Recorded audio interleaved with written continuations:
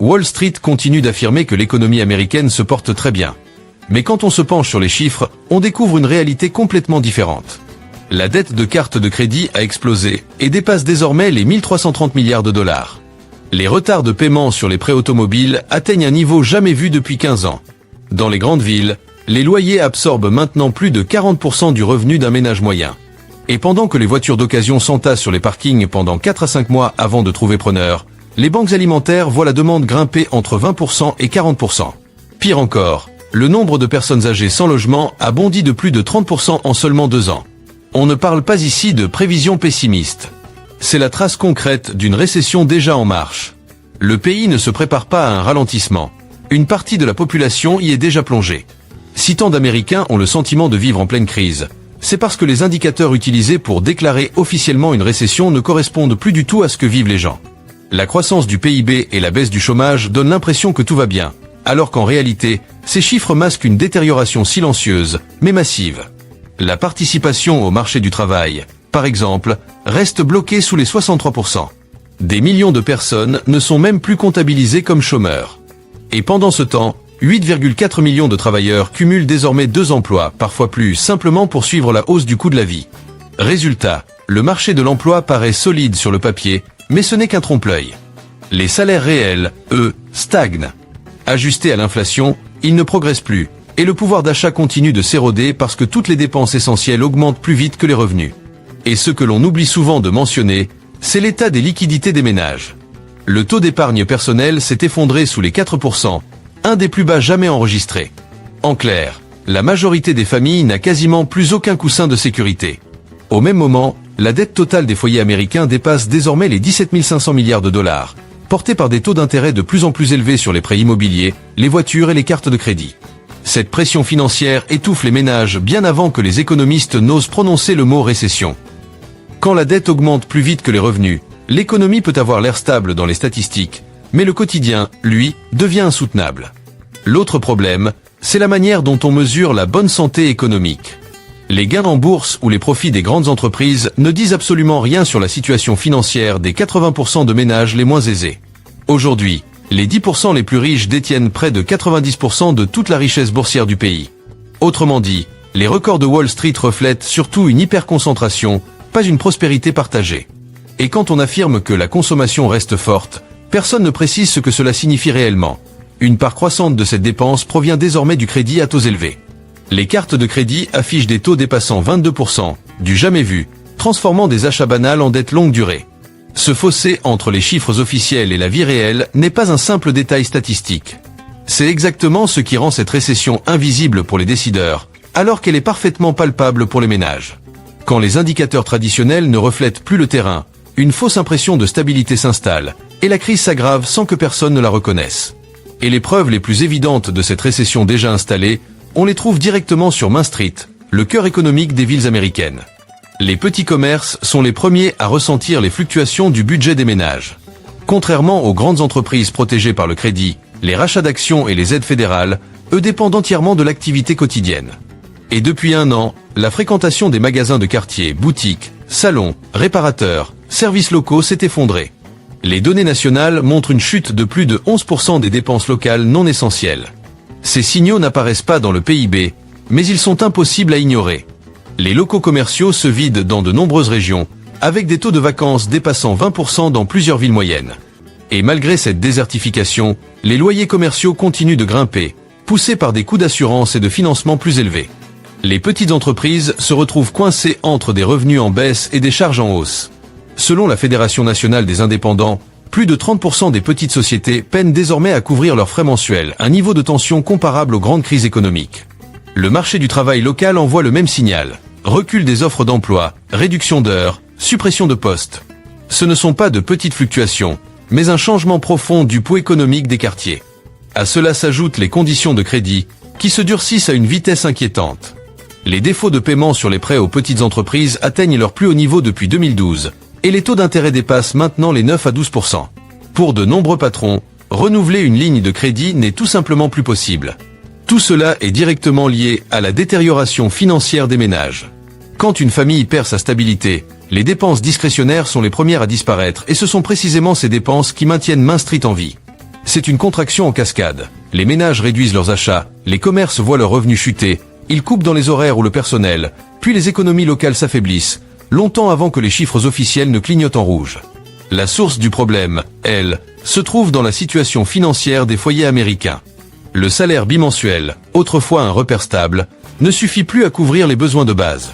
Pour des millions de familles, le calcul est simple, mais brutal. Les dépenses essentielles dépassent les revenus avant même le début du mois. Aujourd'hui, un ménage moyen gagne environ 4600 $ par mois. Pourtant, les charges fixes consomment déjà 70% à 90% de ce montant. Le logement, l'électricité, l'eau, le chauffage, les assurances, les paiements de dettes, c'est comme si ces dépenses se prélevaient automatiquement, laissant très peu voire rien pour tout le reste. Le logement reste le poste le plus lourd. Le loyer médian d'un simple appartement tourne autour de 2500 $ par mois. Ajoutez à cela une facture d'électricité entre 150 $ et 300 $, plus de 100 $ pour l'eau et le chauffage, et une assurance auto qui dépasse désormais les 190 $ mensuels, et le budget des ménages s'évapore instantanément.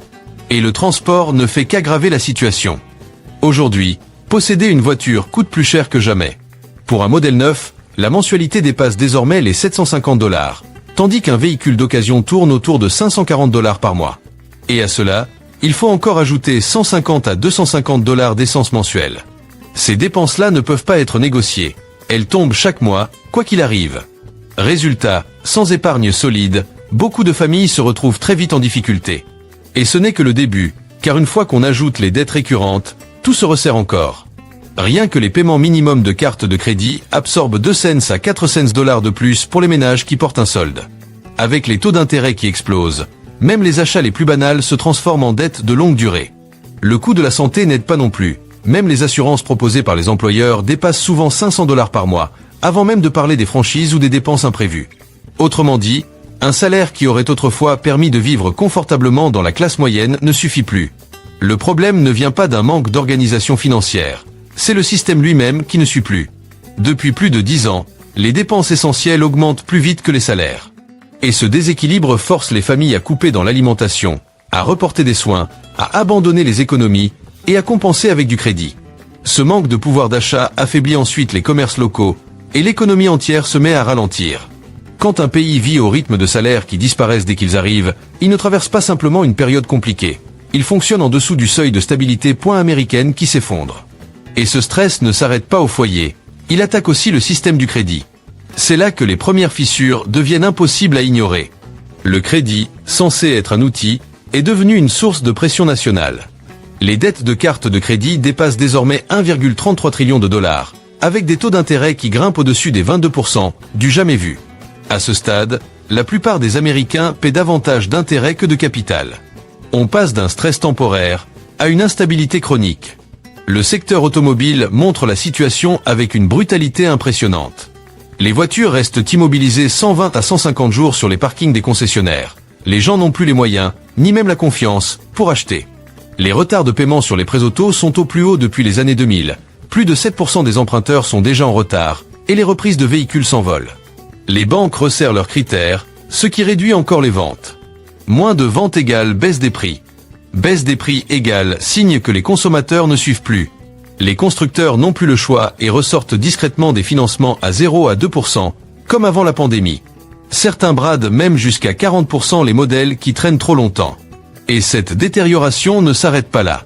Les prêts personnels augmentent de 15% en un an, et les retards s'accumulent un peu partout. Cartes de magasin, crédit à la consommation, prêts à tempérament. Les familles n'empruntent plus pour se faire plaisir, mais pour payer les dépenses courantes.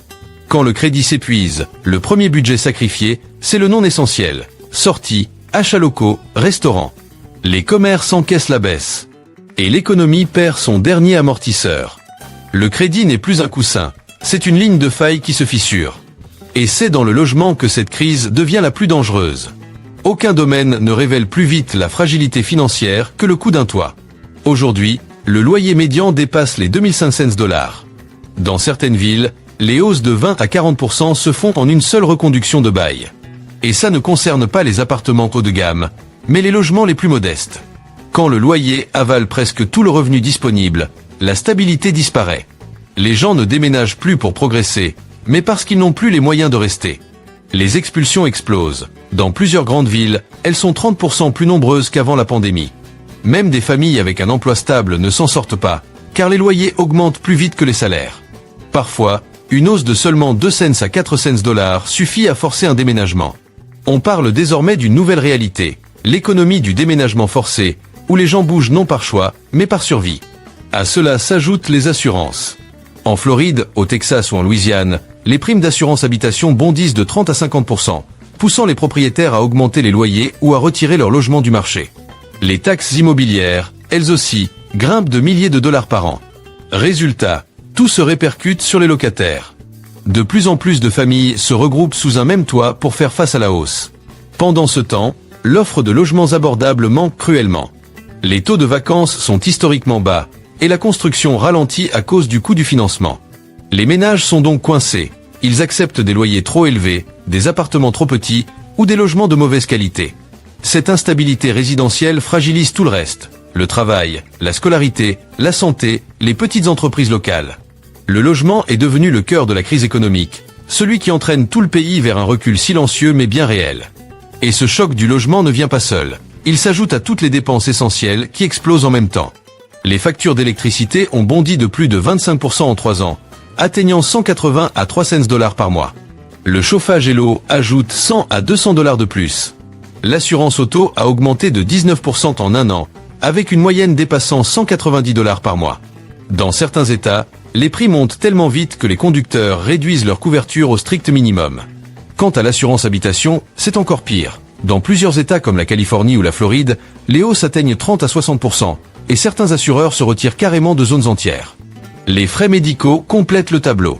Même avec une assurance d'employeur, une famille paie plus de 500 dollars par mois avant les franchises. Et avec des plafonds pouvant grimper à 7500 ou 10 000 dollars, un seul problème de santé peut faire basculer un foyer. Le problème, c'est que toutes ces dépenses augmentent en même temps. Électricité, assurance, internet, essence, téléphonie, santé, transport. Tout monte, alors que les salaires stagnent. Le budget devient un champ de bataille, et la moindre variation suffit à tout déséquilibrer. Et au bout de cette chaîne de dépenses, il y a ce qui touche tout le monde, la nourriture. C'est sans doute l'indicateur le plus évident de la crise.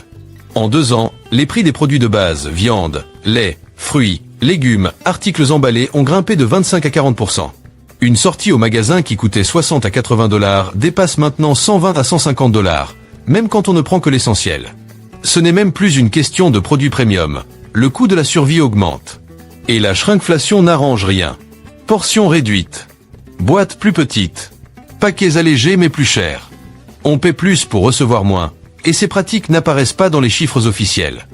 D'où cette impression constante de dépenser comme avant, mais repartir avec la moitié. On comprend encore mieux l'ampleur de la crise alimentaire quand on regarde ce qui se passe du côté des aides d'urgence. Les banques alimentaires, partout dans le pays, tirent la sonnette d'alarme, la demande explose. Certaines voient affluer 20 à 40% de familles supplémentaires, et plusieurs régions enregistrent même des records historiques de demandes de repas d'urgence. Et pendant que les besoins augmentent, les ressources, elles, reculent, baisse de financement, livraison de l'USDA annulée, retard administratif. Résultat, des personnes pourtant admissibles attendent parfois des mois avant de recevoir leurs prestations. Dans plusieurs États, les garde-manger n'ont pas eu d'autre choix que de limiter les distributions, voire de fermer temporairement faute de stock. Quant au programme SNAP, il ne joue plus son rôle de filet de sécurité. Avec environ 6 dollars par jour et par personne, impossible de couvrir le coût d'un panier de base. Entre inflation et perte de pouvoir d'achat, de plus en plus de foyers ne parviennent plus à nourrir leur famille sur tout un mois. Ce basculement plonge désormais dans l'insécurité alimentaire des ménages qui, jusque-là, n'avaient jamais eu recours à ces aides. Et ce n'est pas un phénomène isolé, c'est le reflet direct d'une crise plus large, où le coût de la vie grimpe plus vite que les revenus. Quand même l'accès à une alimentation régulière n'est plus garanti, difficile de nier les signes de récession qui se multiplient déjà dans le logement, l'énergie et le crédit. Mais ce qui marque vraiment un tournant, ce sont les indicateurs sociaux qui s'effondrent les uns après les autres, des signaux rarement visibles dans les rapports économiques. L'un des plus révélateurs, l'explosion du nombre d'animaux abandonnés. Les refuges parlent d'une hausse de 30 à 60%, simplement parce que les propriétaires n'arrivent plus à payer la nourriture, les soins vétérinaires ou les dépenses liées à l'inflation et aux tarifs douaniers. Et dans le même temps, les adoptions diminuent, les ménages n'ont plus les moyens ni la confiance pour s'engager sur le long terme. C'est un miroir direct de la fragilité financière des foyers. Un autre phénomène suit la même trajectoire, l'essor du sans-abrisme invisible. Bien au-delà des campements ou des refuges, environ 1,5 million d'Américains vivent désormais dans des voitures, des motels ou des hébergements très temporaires. Beaucoup travaillent, mais les loyers sont tellement élevés que leurs salaires, bloqués depuis des années, ne suffisent plus à décrocher un logement. Ce ne sont pas des situations provisoires, c'est l'expression d'une crise structurelle du marché du travail et du logement, qui force des millions de personnes à vivre dans des conditions de survie. Le plus inquiétant, cependant, c'est l'explosion du nombre de personnes âgées touchées. Les plus de 55 ans représentent aujourd'hui la catégorie où l'itinérance progresse le plus vite. Plus de 30% d'augmentation en 5 ans. Avec des revenus fixes tournant autour de 1700 à 1900 $ par mois, beaucoup n'arrivent plus à suivre l'augmentation des loyers, des assurances ou des soins médicaux. Des seniors qui vivaient modestement mais sereinement depuis des décennies perdent d'un coup leur logement et se retrouvent à dormir dans une voiture, un motel bas de gamme ou des chambres insalubres, avec un accès limité aux soins. Ce drame silencieux montre bien que la crise actuelle n'est pas juste économique, elle touche au cœur même du quotidien. Tous ces signaux convergent. Entre la baisse du pouvoir d'achat, la montée des dépenses fixes et la difficulté d'accéder à la nourriture, les communautés se retrouvent sous une pression sociale que ni le PIB ni les chiffres du chômage ne peuvent refléter. La récession n'est plus un concept lointain. Elle se manifeste dans la vie des gens, tous les jours, partout dans le pays. Et ce malaise s'accompagne d'une transformation encore plus profonde. Des millions d'Américains se détournent discrètement des grandes entreprises, des centres commerciaux et de l'économie traditionnelle pour bâtir un système parallèle par nécessité. Ce n'est pas une théorie, c'est mesurable. Le trafic dans les grands malls a chuté de plus de 25%, et les chaînes nationales voient leurs locaux se vider. À l'inverse, les marchés locaux, les petits vendeurs et les producteurs indépendants affichent des hausses de participation allant de 20 à 40%. Les consommateurs redirigent leur argent vers des modèles économiques plus accessibles, plus transparents, plus humains. Les marchés fermiers deviennent de véritables hubs communautaires où circulent nourriture, services et produits à des prix sans les marges des grandes enseignes. Dans certaines régions, la demande est telle qu'il y a désormais des listes d'attente pour devenir vendeur. Pourquoi ? Parce que les familles cherchent surtout de la stabilité et du bon sens dans un système où les prix montent plus vite que les salaires. En parallèle, des millions de personnes se lancent dans de petites activités pour compléter leurs revenus. Artisanat, réparation, plats faits maison, légumes du potager, petits services locaux. En un an, ce type de micro-entrepreneuriat a bondi de plus de 15%. C'est un moyen de reprendre un peu de contrôle dans une économie où les emplois traditionnels offrent moins de garanties mais exigent toujours plus. Cette économie parallèle n'a rien d'un mouvement marginal. Elle est la conséquence directe des mêmes pressions qui alimentent la crise alimentaire ou l'augmentation des sans-abri âgés. Quand le système traditionnel devient trop cher et trop instable, les gens construisent autre chose, plus proche, plus simple, plus résilient. Ce que cela révèle, c'est un pays qui ne fait pas que souffrir. Il se réorganise, parfois même sans s'en rendre compte, pour survivre à une récession que les indicateurs officiels peinent encore à reconnaître. Mais derrière cette réorganisation, une autre réalité s'impose. L'instabilité générale atteint un niveau qu'on ne peut plus ignorer. Quand les ménages réduisent leurs dépenses, désertent les grandes enseignes, quittent les emplois traditionnels et restructurent leur vie financière autour de la survie, l'économie bascule dans une phase de contraction profonde. Aujourd'hui, tous les signaux racontent la même histoire. Trésorerie des ménages qui s'effondre. Système de crédit qui se referme. Logements devenus hors de prix. Dépenses fixes qui explosent. Filets sociaux saturés. Ensemble, ces éléments créent une récession lente, diffuse, qui traverse toutes les classes sociales avant même d'apparaître dans les statistiques nationales. Et même les institutions commencent à craquer. Les États et les municipalités voient leur budget plonger. Moins de taxes collectées, plus de demandes d'aide, des centres-villes qui se vident, des défauts sur l'immobilier commercial qui s'accumulent. À l'échelle fédérale, les taux d'intérêt élevés font grimper les paiements de la dette vers la barre des 1000 milliards de dollars par an, réduisant la capacité de l'État à répondre à la crise. Pendant ce temps, les profits se concentrent dans quelques méga-entreprises, dissimulant la contraction générale que vivent les sociétés de taille moyenne, incapables d'absorber les hausses de coûts ou de financer leurs opérations. On voit déjà poindre des vagues de licenciements, des gels d'embauche et une montée de l'automatisation dans les secteurs dépendants de la consommation. À mesure que ces faiblesses s'additionnent, la frontière entre simple ralentissement et véritable crise systémique devient floue. Le pays entre dans une période où l'économie ne parvient plus à assumer ses obligations, alors que la dette nationale dépasse désormais les 38 000 milliards de dollars, que les ménages perdent leur stabilité et que les infrastructures sociales s'étirent au-delà de leurs limites. Les signes sont clairs, et ils ne laissent plus de place au doute. La récession n'est pas en train d'arriver. Elle serre déjà l'Amérique, silencieusement mais sûrement. Et la dernière phase viendra bien avant que le pays ne soit prêt.